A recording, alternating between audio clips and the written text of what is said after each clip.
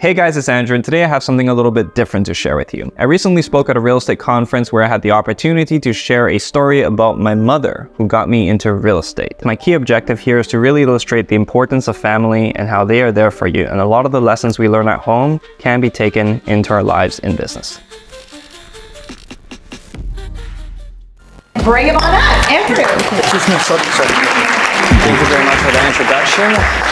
I remember when I was in high school and I remember feeling poor. Somehow, I remember feeling poor, but not really. Maybe we were broke, maybe there was a difference. It was a bit of an unusual feeling for me because I remember as a child, I think we had money when I was a child, but in high school, we didn't somehow. I remember for a period of time, my parents, they ran a restaurant and a bar, and my mom would come home with these bags of coins from the jukebox machines, pool tables, and she'd just come back with these bags, and I'm like, this one's like Santa Claus, but with money. And she's coming home, and of course, since we have a multicultural group here, I can say it, as any Asian would, she put her kids to work. So me and my brother were there rolling the coins. So I knew it was a lot of money, and she wasn't taking us to Chuck E. Cheese. We were rolling that money, and she was gonna take it to the bank. And as far as she was concerned, this also counted as math lessons. My 25 times multiple table was on point. I saw my family go through some interesting financial turbulence, right? I saw our socioeconomic status vary to great degrees. And I saw us go from having 3 houses on one street at Keele and Bloor in Toronto, having multiple cars, my dad coming home with a convertible and a smile on his face, having a bar.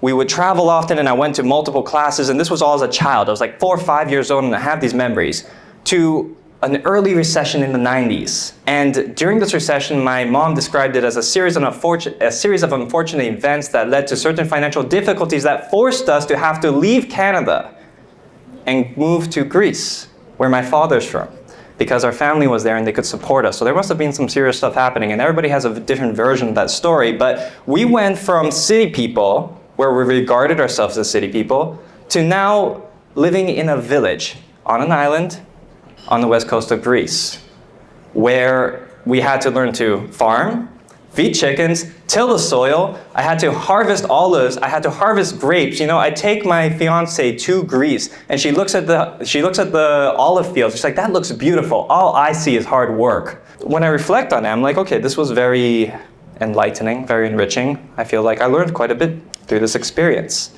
And my mom was the person who always wanted to make sure I learned about hard work. Now, why am I mentioning this here is because for those of you that may not be familiar, first of all, I'm half Greek and I'm half Chinese. My mother is Singapore-born Chinese. She was very business-minded. She was an entrepreneur, right? She was very tiger mom too. She was very blunt. Does anybody have those relatives where they say things that are kind of true, but you just don't like the way they say it? They say it and it's like, it's kind of offensive, but you're kind of right. That was her. She'd say things like that. We were there for 5 years before we moved back to Canada. And when we came back to Canada, we came back with nothing. My brother and my father came back, they started working construction. My mother came back and she was working as a math teacher with a TDSB. And we were renting a 2-bedroom apartment from a family friend, where this apartment, when we moved into it, it was halfway through renovations. And it stayed like that the entire time we lived there. There was a hole in the ceiling. The floors were unfinished, exposed 2x4s. We couldn't use the shower properly because it would leak downstairs so you can only bathe. I started to realize that, you know, especially after I started to make friends in high school, that my home life was a little different than others. So I thought we were poor. And then my mom started to realize what was happening to my mindset.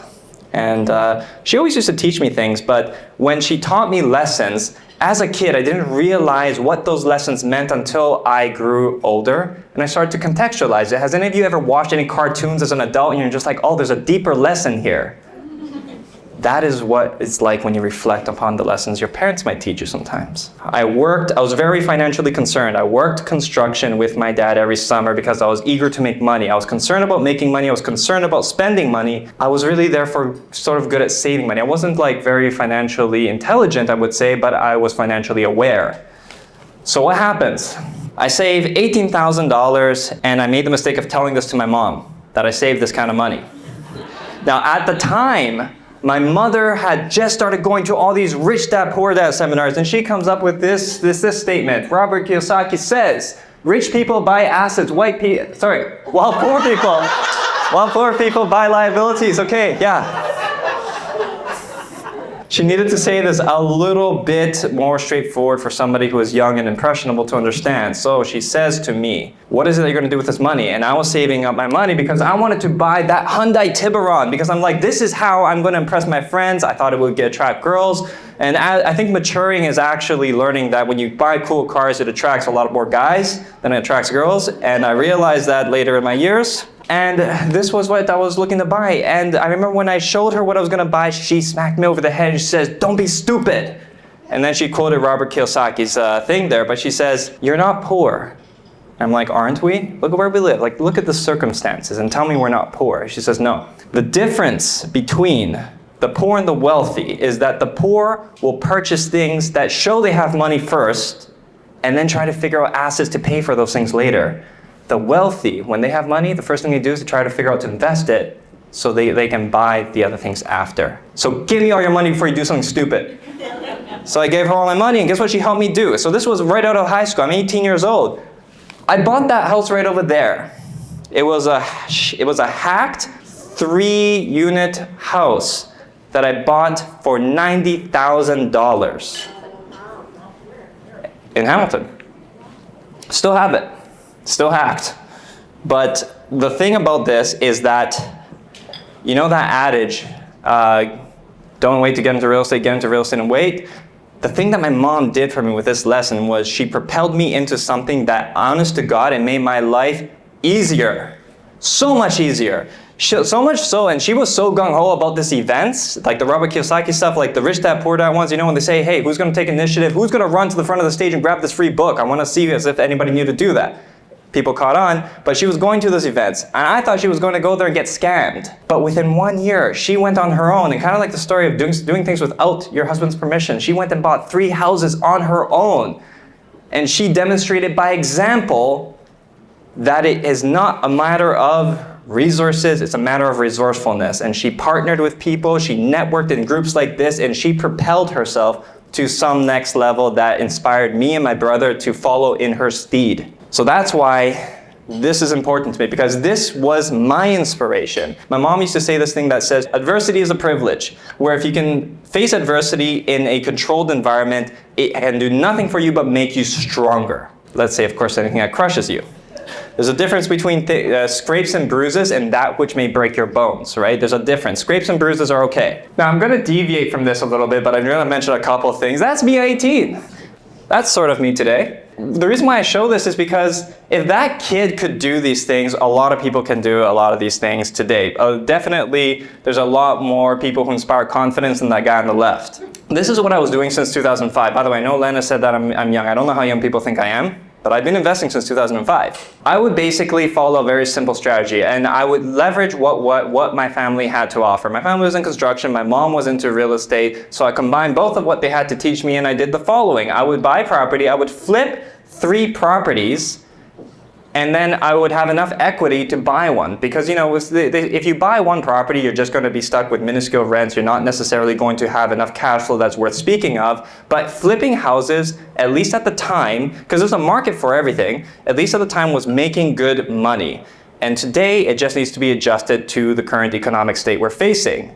And this is what is called thinking. Because people talk about the BRRRR method, but when I started, because I'm such an old guy, it wasn't called the BRRRR method, it was called buy a house, refinance it, and move along. We would basically flip 3 properties, and because I had a family who was involved in construction, I would do such a thing, and then we would buy a property and hold it, and then we would start flipping properties again. Now, you don't have to be in construction to do this, you just have to be connected or have intention to do such things. I am a professional real estate investor.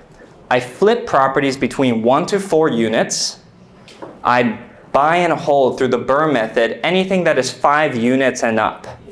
I started with my business partners over there, a property management company in Hamilton that manages in and around 800 tenancies. And so I have a lot of experience of what it means to have to deal with the tenant population and navigate troublesome situations.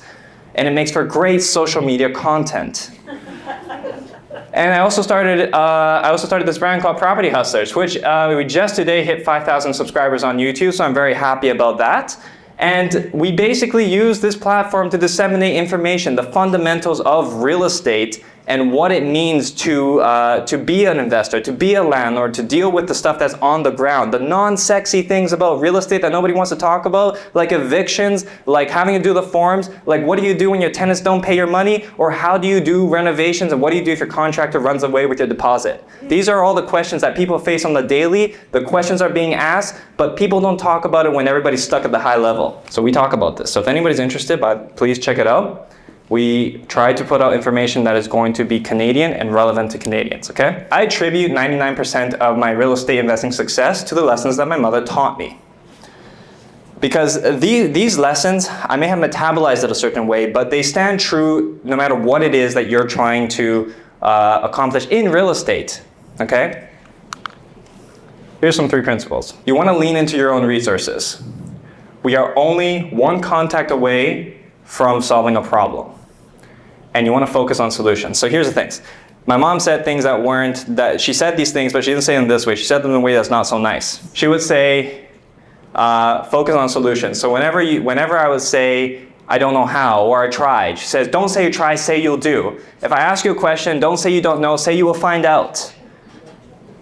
And if you don't, so that's where it's like we're only one contact away. You may not know how to fix a broken toilet. It doesn't mean you have to. You probably just need to call somebody who has a number of a plumber. Almost all your problems can be solved by contacting someone. There's people in this room who have a digital Rolodex of contacts where if you have a problem, they're just like, I got a guy. And this is something that is not as prominent in Canada, where people are not as eager to say, I know a guy. People are just like, hey, do you know this? It's like, no, I don't know. And it stops. Resourcefulness is knowing somebody who knows somebody. And it's always the case. Somebody always knows somebody who can solve your problem. Everybody in this room can solve every problem you could potentially face ever. You got money problems, somebody knows somebody who wants to invest in money. You have renovation problems, somebody knows a contractor. There's always a solution. Every solution in this room you could need, it's here. So no excuses. Lesson 1, leaning into your own resources. Because I had a family in construction, has anybody ever heard the expression, exploitation starts at home? Yeah. Okay, good. Yeah, because that is your biggest resource. Who's gonna love you and help you for like a promissory note like a family member will? This is an 8-unit property that we purchased in 2010. This is a beast of a property. We bought this for $300,000. It was a dump inside. It had a hole going through the center of the building all the way to the basement from the 2nd floor down. Yeah, it was cool actually. I wasn't doing content back then. But we picked this up and it was provisioned for 8 units. So we just essentially rehabbed all the units, and at $300,000, I mean, how much money are you going to spend per unit, and you're going to be cash flowing. So this property does pretty well. Cash flows well, and we were able to leverage my family's construction background. This is what the units look like. They're not bad. Right? Some of the stuff I talk about in our social media content is if you're going to make decisions, executive decisions, colors and things like that, try to go through the things that are timeless, right? This was done like 2010. It hasn't aged that much. Like it doesn't look like it's an old apartment, right? Black and white do pretty well, earth tones, warm colors, this type of thing. Paint, you can always change it. This building is another building. It's a 6-plex in Hamilton. We bought this a few years ago, and we got it for $700,000. This is what we're trying to go with here is that these buildings, these were out of reach for us. We didn't have the money for this. This one was a very stressful situation because we had just partnered up with somebody and they thought we had the money.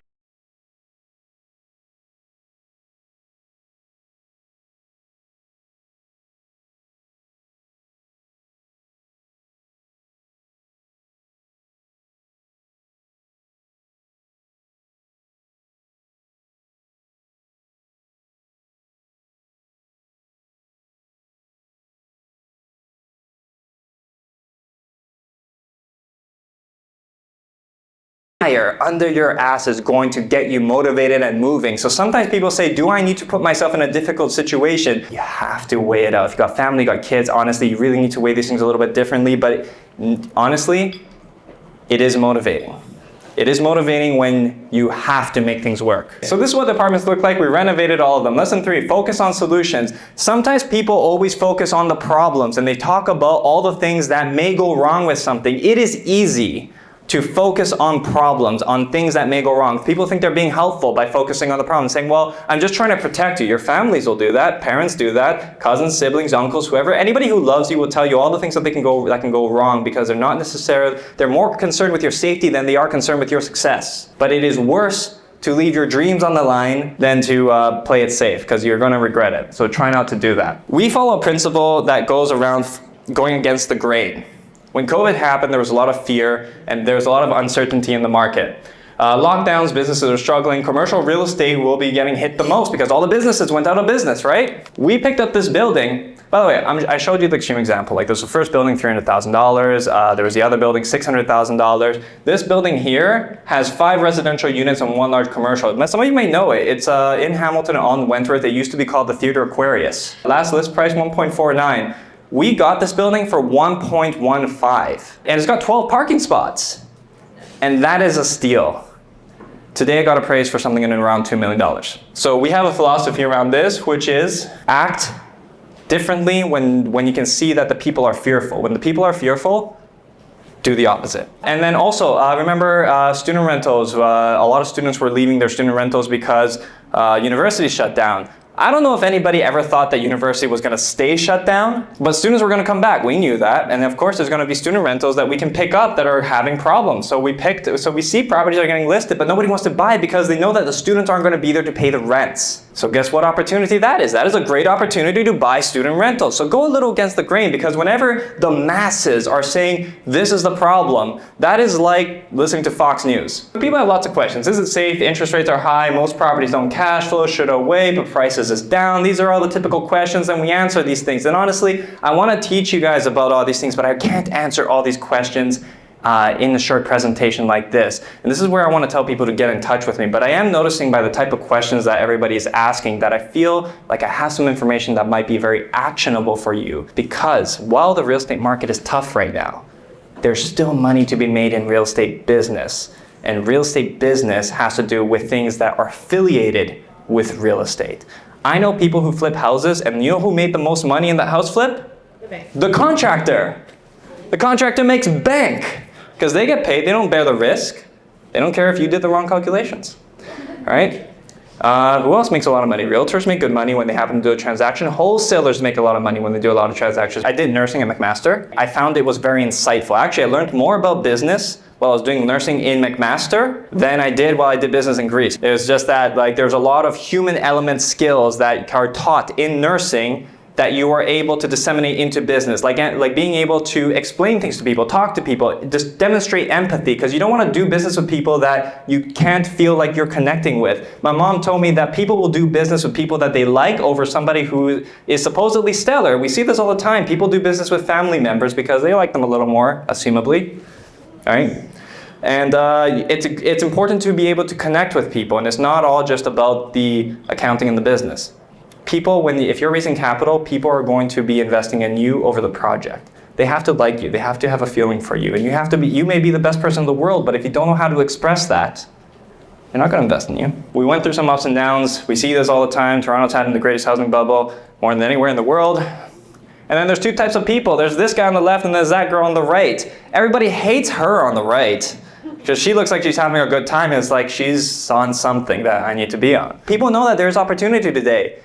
It's just, how am I going to take advantage of it? The strategies that you have to take and the approach that you have to make is going to be heavily tailored to you. We know certain pieces of information. Immigration is going nuts. They say that they have 500,000 people coming in every year. That does not even consider the international students. We got about 1 million people coming in all the time, right? 1 million people, right? The population in, I think it was sometime in July, Canada hit, I think it's 40 million people, right? Something like that. We hit 40 million.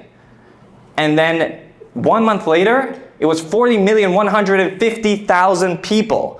150,000 people in 1 month. These people need to go somewhere. So there's a tension that's happening, and you need to hedge your bets and play your cards right. Rental properties are going crazy. Right now, I have units that I used to rent for about $1,200, $1,400, and they're now renting for pushing $2,000. Experienced or older real estate investors are reveling right now because rents are going crazy. Things are getting expensive. So they're having a good time, but people who are caught holding the bag are having a little bit of a struggle. They have to adjust with it. So there's a couple of things here that I'm going to talk to you about that I want you to consider, because if you are interested in growing in your real estate, right now social media is, I think, a vessel that you need to take to expand your business, whether it's connections, whether it's opportunity, or whether it's just learning. How many people here own investment property? Just show me with a show of hands. Okay, most people own investment property. How many people here are self-managing landlords? Raise your hands. Okay, enough people are self-managing landlords. How many people want to venture into some kind of social media to expand their real estate game? Can you show me a raise of hands? I'm going to touch on one thing on the social media thing because I feel like this is important. It's not part of the slides, but I feel like it's actionable. So, has anybody here heard of the Cub or the Bear method with your videos? Okay, so the question came up earlier where it's like, okay, if I'm going to put out content, if I'm going to put out a podcast, how should I be going about doing this? Well, when we're putting out content, because we started doing the Property Hustlers and we're putting out tons of videos all the time and we're trying to evaluate them a little bit. I'm a little academic about this stuff. And it sometimes hurts my head, but what we've done is we break things down into this method. If your video's having problems, you should look at it like this. If your video's having problems, you can probably look at it with the CUB method. CUB, it stands for C-U-B. C stands for your content is probably confusing, it's probably going to be unbelievable for you, and it's also going to be boring. Yeah, so it's going to be boring. And if you look at the content, it's probably going to stand like that. Now, if you want your content to be good and you want to look at it the opposite of a CUB, the opposite of a CUB is a bear. If your content is B for believable, E for energetic or entertaining, and then A is for authoritative, and then R being for relatable, your video will probably do pretty decent, right? And we've seen that it'll do this to varying degrees. Now I want to point something out because a lot of people sometimes get self-conscious about needing to have views. Unless you're trying to monetize on some kind of social media platform, it doesn't matter. Virality is overrated. If you are in real estate and you have something to sell, something worth anything, 100 views on YouTube might not look like a lot, but 100 people in the room is a lot, right? Relevant audience. And that's what I feel like people need to focus on a little bit. I'm adjusting what I'm saying because I want to give you guys a little bit of this because I feel like this is what you can use and leverage to take yourselves to wherever you need to go in your real estate careers. If you want to get more specific, we can talk and I can shed whatever light I can for whatever it is that you want to do. If any of you, let's say, open up Google and you type in the keywords, wholesale real estate Canada, you're going to find 2 of my videos pop up on Google and for YouTube. And that's really strong lead generation for us. And the way that we do that is we do SEO and we do keyword targeting. So if any of you wants to use any tools to help you make videos, actually you should download this tool. It's called Keywords Everywhere. It's $10. You're going to type your Google search in, and it's going to tell you how many people are searching this question. Like for example, if you wanted to name a video about how to do martial arts, Taekwondo, whatever, and you wanted to optimize it for somebody to search it and find it, what would you call it? Or what would you make your video about? The leading search term for martial arts video is how to tie your belt. If your target audience is landlords, how are you going to make a video for what it is that they want? Well, you know, one of the highest searched ones is Ontario lease agreement. And that is so niche, that targets Ontario landlords specifically. And if that's your target audience, great. And it doesn't matter what industry you're in, you're a realtor, you're a mortgage broker, these are all back doors where you can make connections to real estate investors. We started a property management and we manage properties for tons of landlords. Those landlords invest with us and they are our partners in our projects. We buy properties with them and we flip them, we burr them, we do whatever. This is the way to adapt. And you're only gonna get so far alone. So start building your network today. And this is how you're going to get ahead. This is the biggest regret that I have because I was not really for social media. I wish I added all those girls in nursing onto my Instagram at the time. But I thought I was being cool by like, yeah, don't use this. Those nurses have jobs and nurses are actually really good today for getting mortgages because banks know that it doesn't matter what happens, nurses are probably going to have jobs. Imagine having all those contacts where when you need to be connected with them, you can connect with them. And you're able, and when they see you, it's just a talking point. Now that I started putting out content, people message me, they're just like, now they have some reason to message me, so you should be posting. The times are changing. If you're not terribly into social media, you ought to be. The principles that my mom taught me still apply to these things today. I hate social media. I do it because that which is hard is probably worth doing. You don't need to buy yourself problems, but if it is more difficult, you probably can, if you have it in you, you can probably succeed. Right? The competition isn't steep. Property management, we got into it not because we were stellar property managers, it's because everybody else sucked. That is why we were good property managers. I didn't think we were particularly great. Like, we got better. We got better. And we couldn't hire people. That's actually why we started it.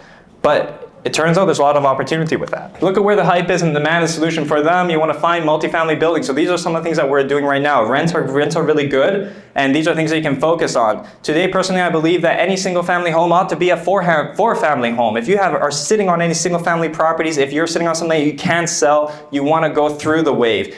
People don't do permits because it takes a long time to do permits. And now that we're kind of waiting for things to adjust a little bit, maybe now is the time to do a permit. If you're thinking about flipping property and just like, I'm not sure how this works, but I do live in a property. I know a family that we work with where what they do is they move every once a year. They buy a house with an unfinished basement, they get somebody in, they finish the basement in Toronto, and then after a year they move and they avoid the anti-house flipping tax. They've improved the property value, and essentially pays for their living expenses a whole year. You have to live a little light because packing will suck, but that is a very smart way to flip houses if you want to do it in a conservative way. Student rental rent increase. Does anybody know how much student rentals are renting out per room today? How much is it per room? Hamilton is 17 per year. That is disgusting, right? I can't understand how these people are affording this stuff. Right? So rents are increasing, and the thing that's interesting about student rental turnover is that they're going to leave every couple of years. So you don't have the common problem of forcing people out, and this is where I'm saying, like, what do we do? But if you just think and look at what's in front of you, the answers are right there. And if you get into rooms of discussions, you might talk to people and say, oh, they make a good point, they make a good point. I've actually learned tons of things, and there's lifelines. I know I was talking to somebody who was getting really creative with what it is that they're doing, and they started dividing up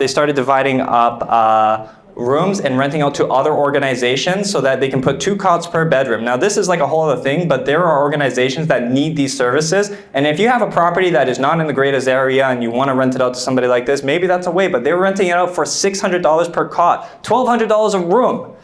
It's crazy what people are doing. Now I'm not saying that I would do that. And I'm not saying that you should do that. I'm just saying people are being innovative and people are adjusting, and you just need to look at where this innovation is leading people and what the adjustments are doing. Also look at what the government wants, because if you do what the government wants, there's probably more money in that. By the way, this is my mother. And she taught me a lot of she's the one who taught me a lot of these things, and I do value these things because there was a lot of hard lessons I didn't appreciate when I was younger, but I appreciate them now. Part of the reasons why I'm talking about some of these lessons is because even if this is not for you, even if these principles aren't necessarily for you, if any of you has children, if any of you has nephews, nieces, whatever, somebody younger that you want to bestow these lessons upon, I think it's very good to do it, because if you don't think you have the time to do it, my mom didn't necessarily have the time to do all these things, but I did. And she got me into it so early that I have the fortunes that I have today. And I owe that to her. Now, the thing that I'm going to mention about this is that I mentioned I got my first property when I was 18 years old. After that year, she actually passed away from cancer. She taught me something that literally was a canon event. It changed the trajectory of my life. I was going to buy a stupid car, and I bought a house, and this literally changed everything. Everything for me. And I feel like I needed to do well by her, and because of that, I do a lot of the things that I do today. And I feel like I need to do right by her because she sacrificed. So the reason why I'm mentioning this is because you, as mothers, as aunts, as caregivers, as whatever or whoever you are in respect to somebody who is younger than you have tremendous influence. And I think even if you don't necessarily want to take this to do them yourselves, you can help the next generation because they're gonna need it. If any of you wants to connect with me, chat about anything, you can scan the QR code. This is me and my business partner, Ping. We'd love to get in touch. Thank you very much. So before I conduct the questions in through, I think I speak for every single woman in this room when I say that your mom would be so unbelievably proud of you right now.